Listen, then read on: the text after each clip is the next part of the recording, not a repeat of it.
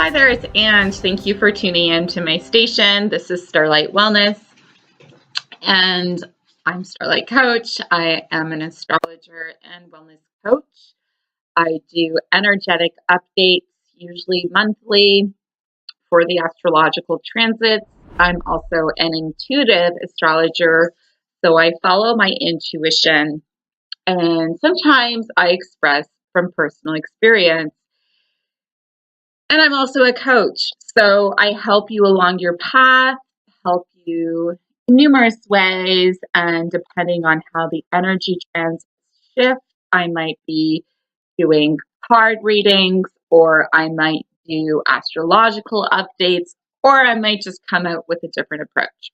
Anyway, today I wanted to talk about healing shame with Gaia because this February, shame came up in the collective and in my own personal experience.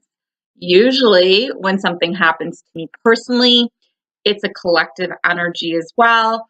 So I really digged into it and I was like, whoa, what is going on? So I felt really guided to talk about it today.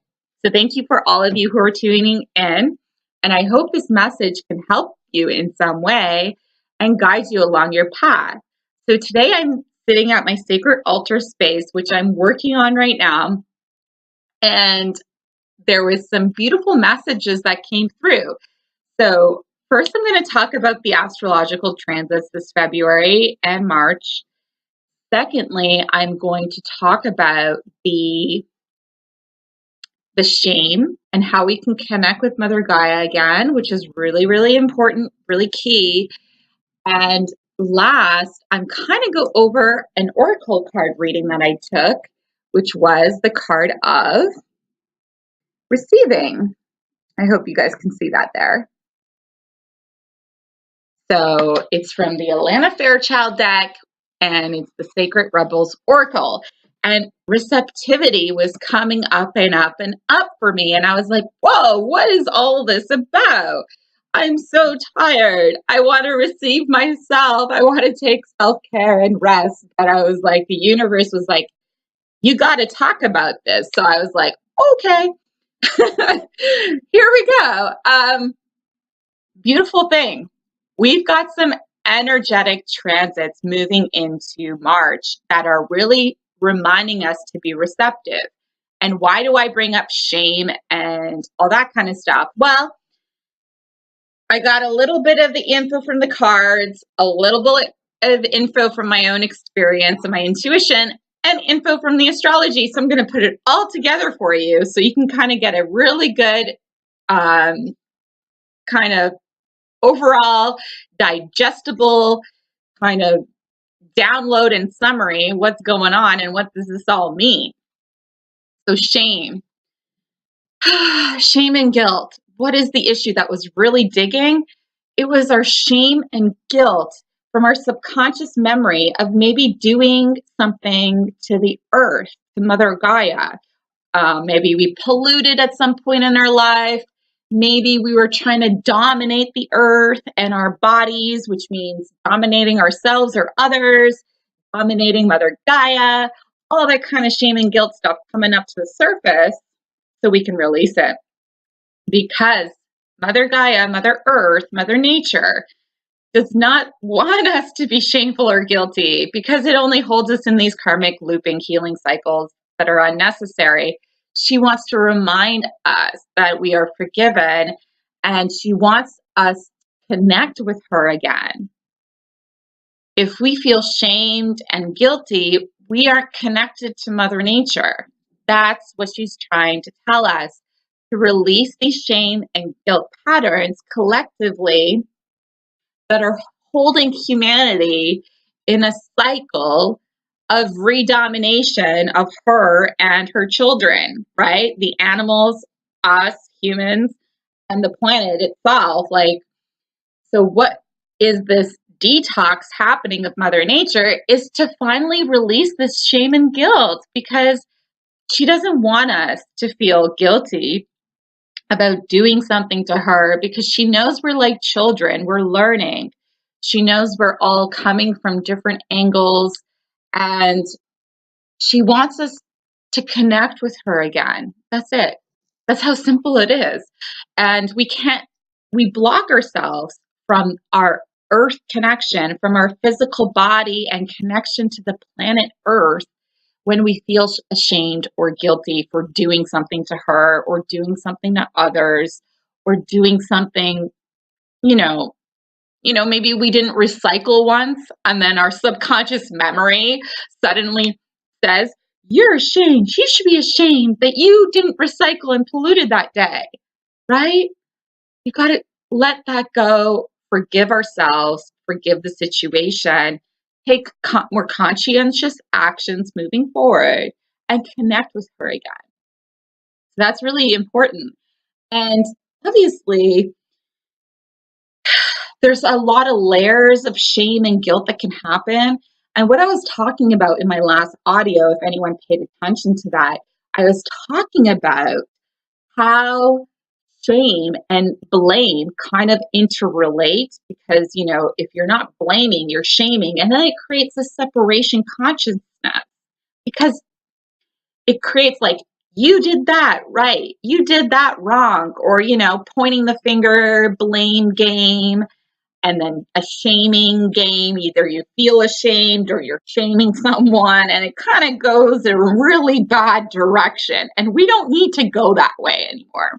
We can step up into our authentic truth and know from a higher perspective, from higher integrity, hey, I don't want to participate in this conflict of right and wrong anymore. There's no need for that. We all can step into our power. We can all step into our divine wisdom, knowing we are forgiven. We are allowed to connect with the earth no matter what has happened. She wants us to connect with her and take conscientious actions moving forward, obviously. But more importantly, it's just saying, like, hey, like, let's not create this duality anymore. This duality is not aligning us to love.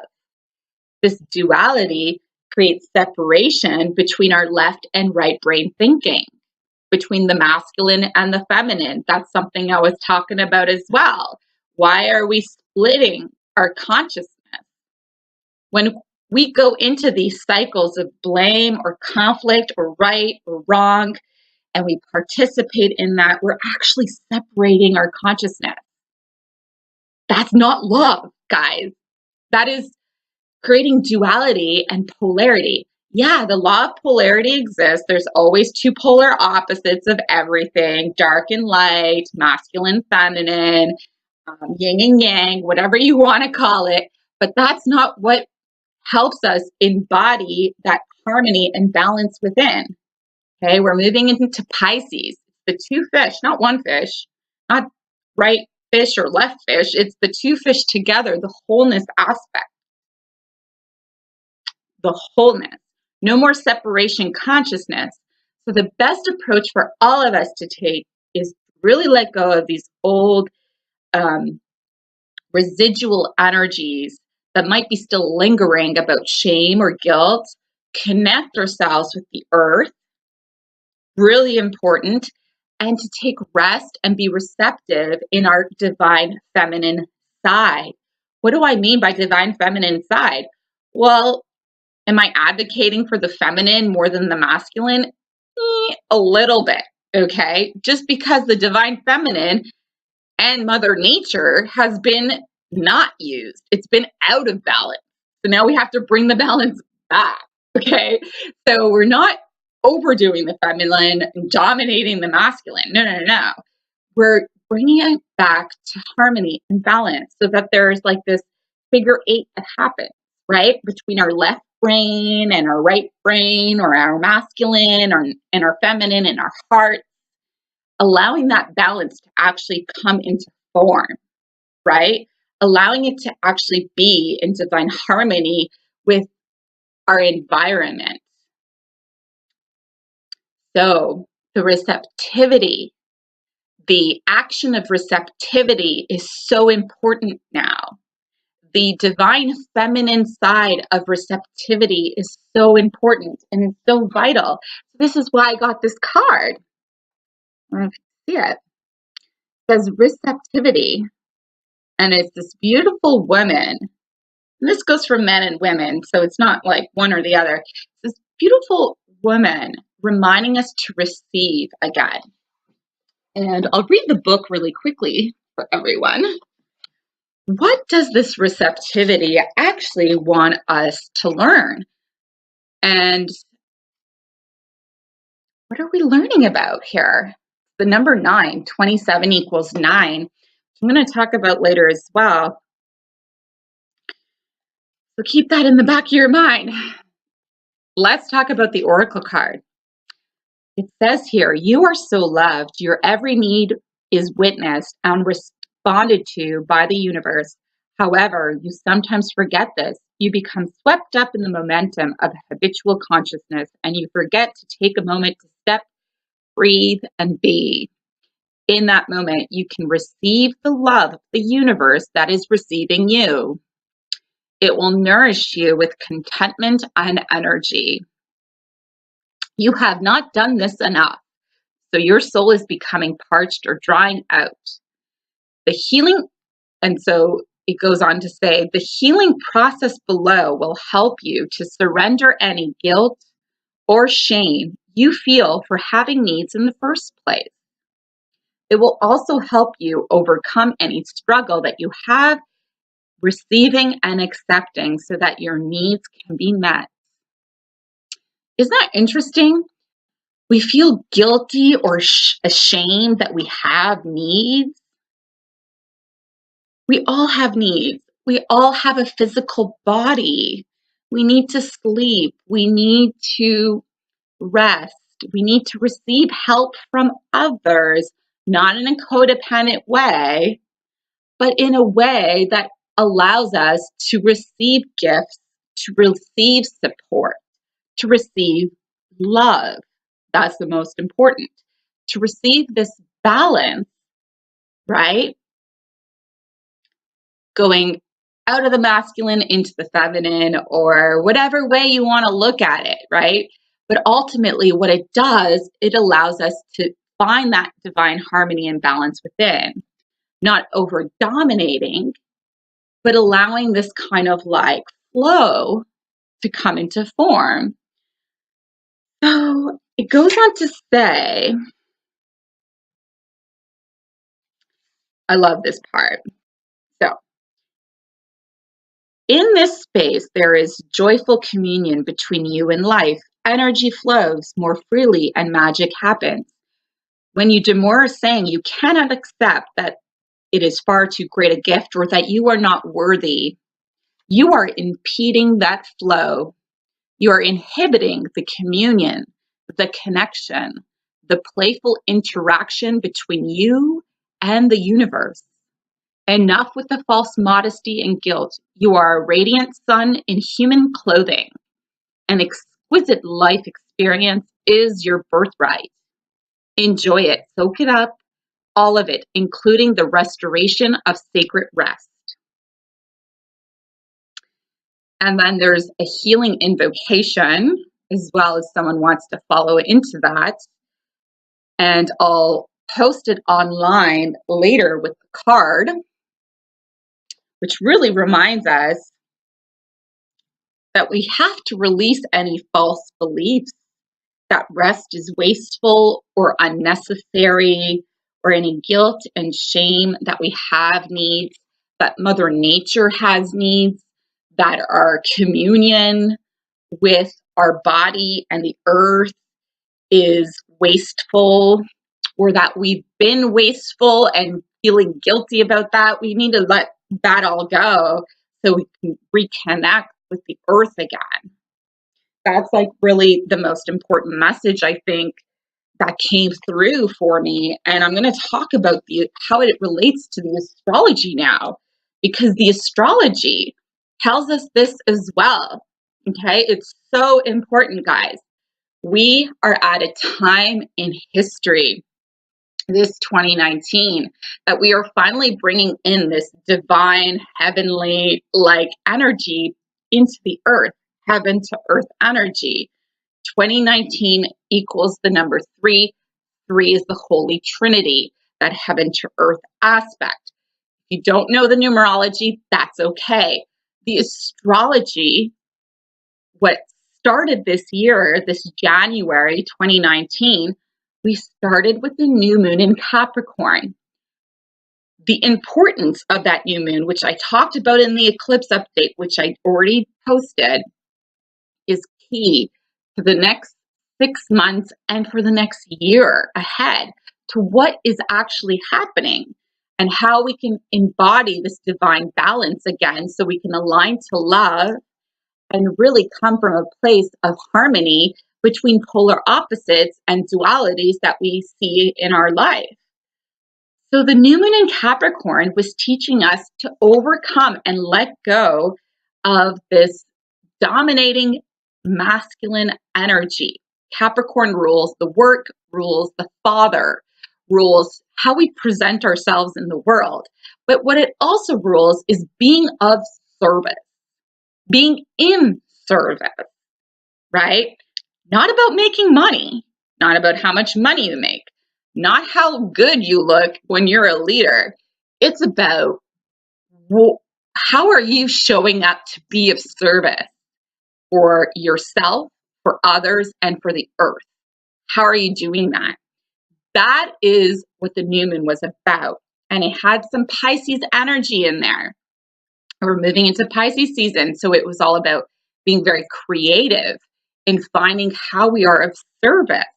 And that is coming back around again still right now. So that energy hasn't really shifted. And what's really interesting, what I talked about that as well, was that the new moon highlighted, the new moon eclipse highlighted the next 6 months, because eclipses go over 6 months time. That's what the theme runs for. So until this summer, around July, August, this is the energy themes that we're going to be working with. And the lunar nodes, which govern the moon cycles, was in Capricorn Cancer axis. So it was already in that Capricorn energy. But the lunar node is in Cancer North Node. That means the point of focus that we have moving forward for this year is to be in our divine feminine embodiment. Cancer is about the mother, it's about nurturing, it's about receptivity, receiving, working with the energy of receptivity, and working with the energy of finding careers that allow you to embody that receptivity. If you're always pushing and dominating in that really aggressive Capricorn, stubborn kind of energy, you're not being receptive. You're not being maternal and nurturing to yourself or to others or to the planet, to the earth. And so this Cancer energy, this axis between Capricorn and Cancer, this kind of dance that's playing out, is really pushing us for that receptive nature, for us to be in our receptivity. And so I think this is why I got that card as another reminder again, to really embody that receptive nature, that divine feminine approach to embodying our careers, how we focus on manifestation and abundance, our communion with each other and the planet, and allowing that divine feminine nature to be in balance again. Wow, right? And so as we move into this Pisces season, we are going to have Mercury retrograde come March 6th. Mercury retrograde means everything's going to be pushed back, delays, communication misunderstandings, everything's kind of being pushed back a little bit. And we also have Uranus, the planet of change and spontaneity, moving into Taurus come March 5th, I believe, around the same time. So this March, everything's going to be slowing down. Taurus is the planet. Taurus is a sign of that is ruled by the Earth, and it's the slowest sign of the zodiac. It likes to take really slow steps. It likes to be grounded. It likes to beautify its space as well. And so Taurus is just saying, hey, no, take care of yourself. Walk into your divine feminine nature. We aren't going to be dominating and repeating these patterns of, wounded masculine, of like lower octave Capricorn energy, of, trying to push our agendas, trying to like really get things going, and not taking time for ourselves, not really communing with the earth, not really communing with our friends or family, not really taking the time to listen. Listening is key to nurturing yourselves and others and being receptive. Listening, being receptive, right? The messages. So it's such a beautiful time. And we've got the moon in Sagittarius right now. My moon is in Sagittarius. It's conjunct to Jupiter that is in Sagittarius right now as I'm filming this. And it's in the 3rd house, which is all about communication. So this is why I feel really called to be making this video. But what's more important is that as we move into this Pisces season, and Mercury is going to be retrograde in Pisces, Pisces is finally kind of giving us this last reminder to really commune with our divinity, of bringing that heaven to earth aspect and that divine harmony within, however you want to look at it, left brain, right brain, masculine, feminine, whatever you want to look at it, into balance. So there's no more polar opposites. There's no more separation. There's just divine love, right? Just divine love. But in order for that to manifest, there's the gestation process that kind of needs to happen first. And so it's really a time for us to reflect on our spiritual nature, because Pisces dissolves all boundaries of this heaven to earth aspect of 2019, the number 3, heaven to earth. Pisces is going to be dissolving that, and it's reminding us to go back, or to remember, of our own divinity, of our own spiritual essence, of our connection to that spiritual side of us. And, Sagittarius is kind of in the mix right now as I'm speaking and making this video, because Sagittarius is trying to keep our focus on the goal. That's the goal. It's the archer, right? It's like going boom, wants to like throw something in the air and get us where we need to go. And that it's saying, hey, guys, we need to keep our focus on the goal of knowing who we are, that we are divine children of God. We are forgiven. We are allowed to take time for ourselves to rest and to connect with our spiritual side, which is also our feminine side, to be creative, to have that gestation process, whatever it is that you need to do for yourself. This March is key to take a step back before we enter into the spring equinox, which will be March 20th, and things will start to move forward again. But right now is really a time to go inwards, reflect, go into your divinity, to work on your projects. Remember, focus the goal on embodying that divine feminine aspect of creativity and of being of service from a divine feminine place. But the last thing I wanted to talk about, pardon me, was a bit of the Sophia Code by Gaia that I was reading, and it brought up a really perfect passage and paragraph that I felt would be useful to share in this video. And I think it's in the first chapter or 2 when Sophia speaks in the Sophia Code book by Gaia. Pardon me if I didn't pronounce that right. It talks about the divinity of divine feminine Christ consciousness leadership, or the Holy Mother, the Divine Mother aspect, that Cancer aspect that I'm talking about, that nurturing receptivity aspect that we're talking about. And so I felt guided to talk about it in this update today because it really aligns to the energetic frequency that we're moving forward with before we enter into spring. And it talked here in chapter 6 on the audio about the beauty way. And the beauty way is a way which is a non-dualistic spiritual approach for circumventing unconscious resistances to truth by focusing on the beauty within those truths beyond right or wrong. Perfect definition of what I've been talking about and the energy that's been going on astrologically, what I felt intuitively, what the cards were saying.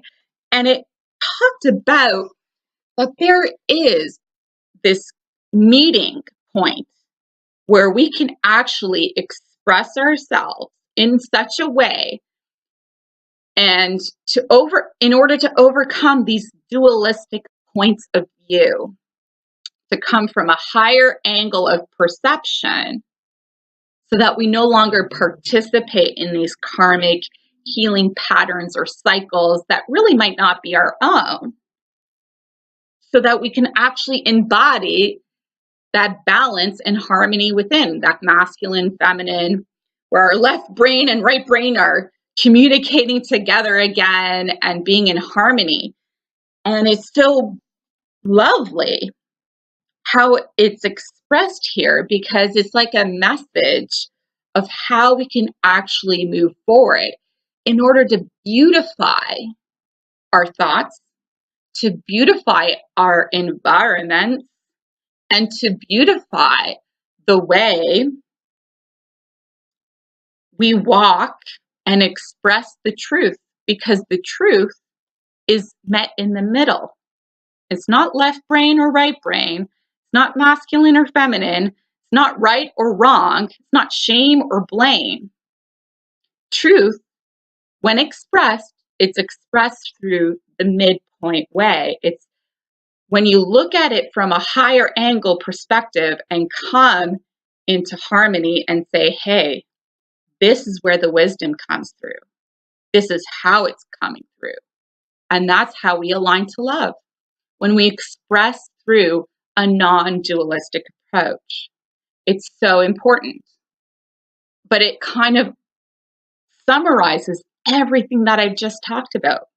It talks about the astrology, talks about the cards, talks about my own intuitive experiences and how they all come together. And this is what is so vital for us to start to embody over the next few weeks, to reflect on, to allow ourselves to rest and to beautify our mind, to know that we don't need to participate in situations or arguments or with people or, with our own experience if it creates separation consciousness. If it creates separation consciousness, it's not truth. It's not aligned to love. It's not wisdom. It's not in the middle. It's picking one side or the other.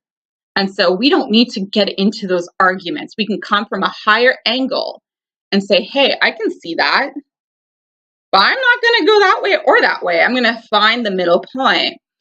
And this is so beautiful that you can find this in the Sophia Code by Kaira if anyone's interested to read more about it.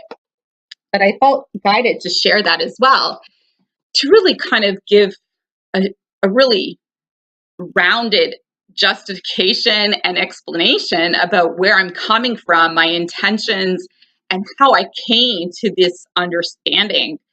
I think that's a really good way for us to move forward, for us to allow ourselves to receive, which is what I'm going to be doing. I'm going to be working on my sacred altar and my home environment, beautifying it really allowing myself to receive, time for rest, time to detox if I need to, whatever it is I need to do for myself until the spring comes, because it is kind of like a point where there's going to be transitions energetically, but also more importantly, to embody our divine feminine side, and connect with the earth, because she's calling us home. Mama wants us home.